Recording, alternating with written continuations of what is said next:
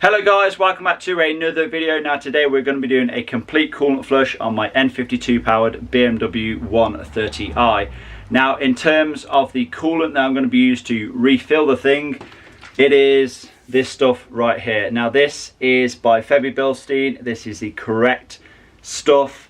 It's pretty much the exact same as the genuine BMW stuff, but by no means put green or red coolant in. Please just put the correct blue coolant in. If you want to check out this Febby Bilstein coolant, there will be some links down in the description box below. You are also going to want some deionized water as well. It's not the best thing to just fill it up with tap water. Now there is tap water in the car at the moment, but I will explain the reason for that. But without further ado, let's get outside and let's get cracking. Okay then, so let's get started. As you can see, I have the car up in the air, just have it on some ramps at the front and just some chocks at the rear wheel just so it doesn't roll away. I have already went ahead and removed the under trays. Now yes, I can see that I have all three under trays removed. You don't need to remove all three of them. You actually only need to remove this front one here, and that is because we need to access the radiator drain plug, which is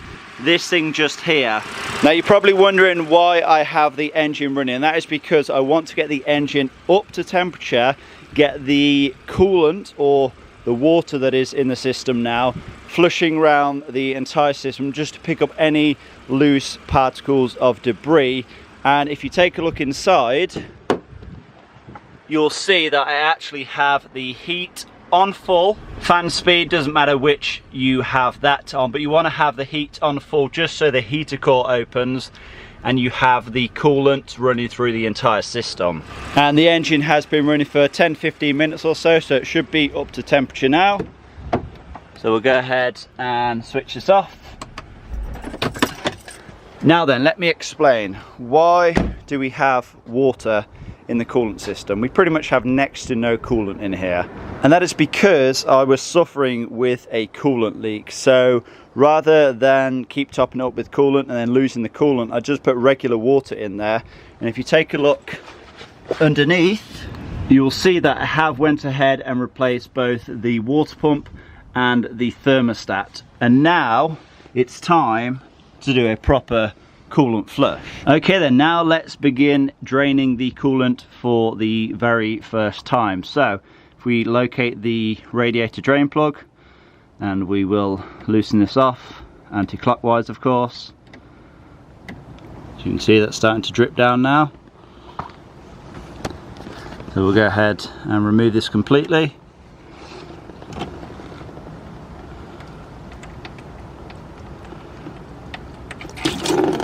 There we are.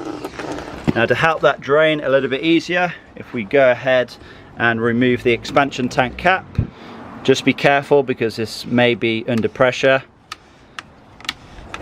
Let the pressure release, then you can unscrew it all the way. As you can see, that's flowing out much easier now. Now then, if we go ahead and grab a sample of this coolant that we're draining out, you can see it still does have a slight blue colour to it, and essentially we want to keep flushing the cooling system until we have just clear water coming out of the radiator. And so what I'm going to do is let that drain completely, and then when it's finished I'll go ahead and reinstall the drain plug. And then what I'll do is fill the expansion tank back up with just regular tap water. Now if you can do a flush with deionized water, that is going to be better, but because we are going to be continuously flushing it out again, it doesn't really matter a whole bunch. If you use regular tap water, you will be fine. Okay then, so as you can see, it's finished draining, and reinstall the drain plug, and now it's time to refill with just regular water.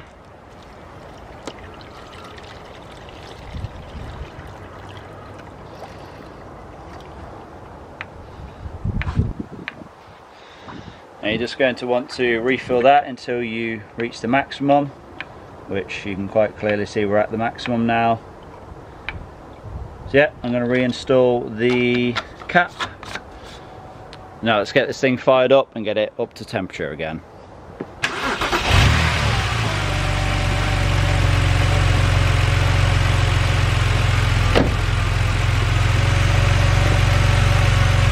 Okay then, so once again it is up to temperature. Well, it's nice and toasty in here, so we'll switch the engine off.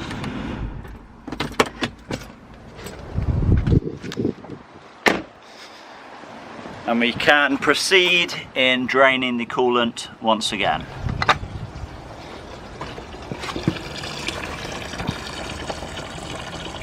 Okay then, so this is what the coolant looks like now. As you can see, it is much lighter, but again, we want to keep doing this until this is completely clear. So what I'm going to do is keep repeating this flushing process, you know, draining it, filling it back up, getting the engine fired up, getting the coolant flushed around the entire system, draining it again until it is completely clear. Once that is the case, I'll check back in. Okay then, so 3 more flushes later, and this is what we are looking like. As you can see, pretty much completely clear now.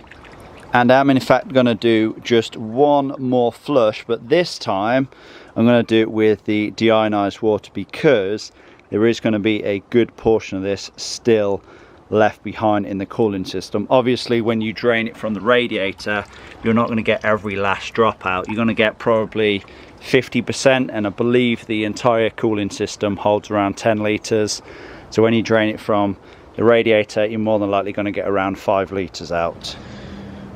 Okay then, so let's begin filling up with the deionized water.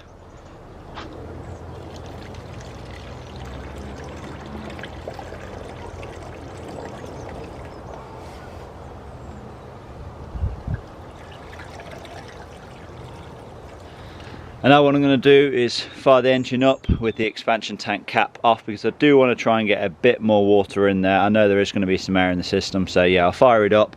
Once that drops, I'll put some more water in.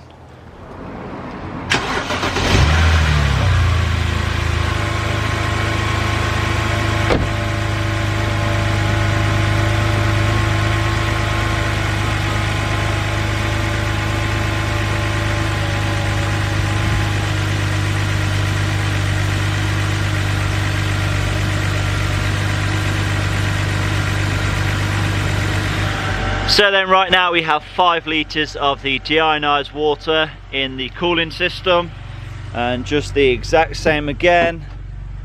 I'm going to make sure that the fan speed is on. Doesn't really matter which speed it's on, but I'm going to put the heat on the max just to get the coolant flowing through the entire system.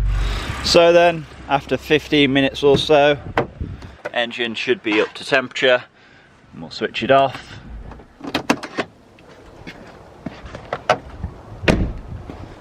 And now we can drain it for the last time.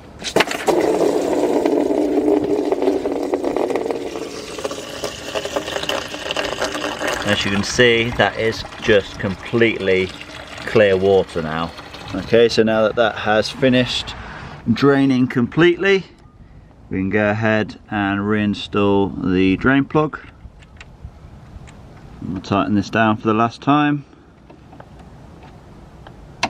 Don't need to go crazy, it's only plastic, you don't want to break that. And now we can start filling with coolant. So because this is concentrated coolant, it does need to be diluted with the deionized water. And if you take a look on the back, there is a few different dilutions that we can do. So we can, if we want to go down to minus 52 degrees Celsius, which is never going to be that cold here in the UK, then it's 3 parts coolant to 2 parts water. Down to minus 36, 1 part coolant to 1 part water.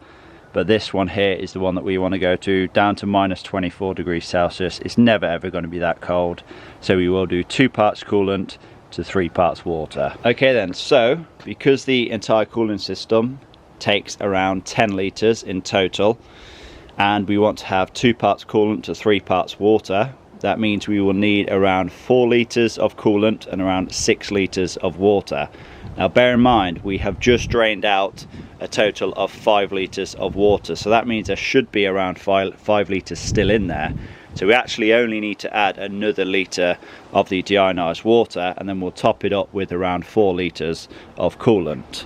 Now in this bottle here, this is just an old mix of 1 litre of deionized water and 1.5 litres of coolant. So I'm going to dump this in first. That will mean that we have a total of 6 litres of water in there, and then we will be putting, like I said, there's 1.5 litres of coolant in there, so that means we only need to add another 2.5 litres after that. Well, we'll just keep filling it until it is at the max mark anyway, but yeah, let's go ahead and dump this mix in first.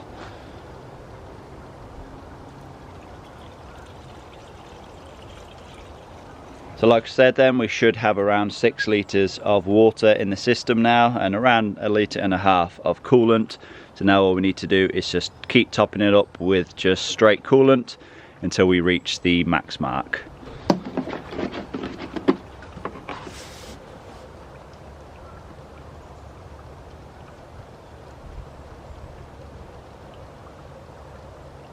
Okay, so as we can see, the coolant level is actually past the maximum mark. I'm not too concerned because there will be some air in there, so this level will drop once we start bleeding the air out. Now, of course, this is an N52 engine, so we have an electric water pump, and that means we can bleed the air out with that electric water pump, and I'll go through the process right now. So just leave the cap off the expansion tank, and what you're going to want to do is head on inside the car, insert the key into the ignition, turn the ignition on, make sure that the fan speed is set to whatever, make sure your heater is on and the heat is to the maximum, and then what you want to do is hold down on the accelerator pedal for a total of 10 seconds.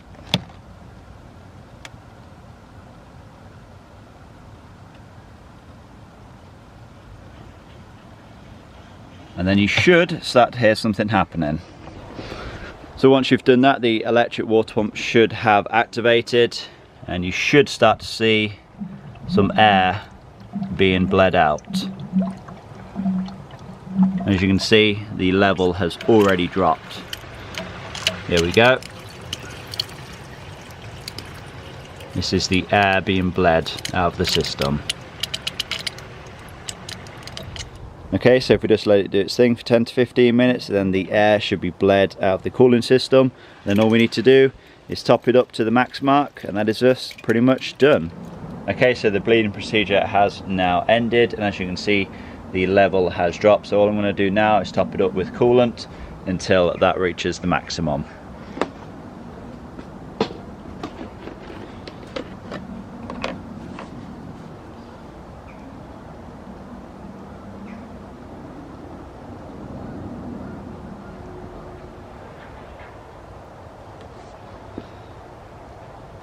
And there we go then, that is right at the maximum now. Let's reinstall the cap.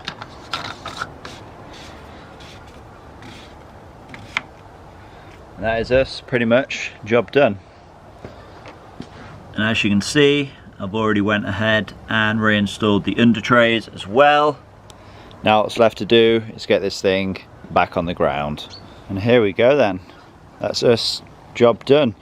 All I need to do now is over the next few days of driving it, just keep an eye on the coolant level, because there is a chance that it may drop slightly. If it does, of course, top up accordingly. But yeah, that's us done for now. Okay then guys, so there we go, that's the coolant flush now done, and like I said, I'm just going to keep an eye on things, make sure the level is still at the maximum over the next few days. If it does dip below the maximum, I'll just top it up with a bit of coolant, no big issue. Now, when would I recommend doing a coolant flush? Now, I'd recommend doing it if you are, replacing a coolant component like I did, the water pump and the thermostat, or I would recommend just doing it every 3 to 5 years, just to ensure that your coolant is working efficiently as it should. For whatever reason, people seem to forget about their coolant, and sometimes they never ever change it in the lifetime of the vehicle, and yeah, that's really not a good thing. It's not a good thing for your engine, it's not a good thing for your cooling system in general. Like I said, change it out every 3 to 5 years and you should be good. I hope this video has been helpful. Please give it a like, leave a comment down below, subscribe if you have not already done so, and I will see you all in that next one. Peace!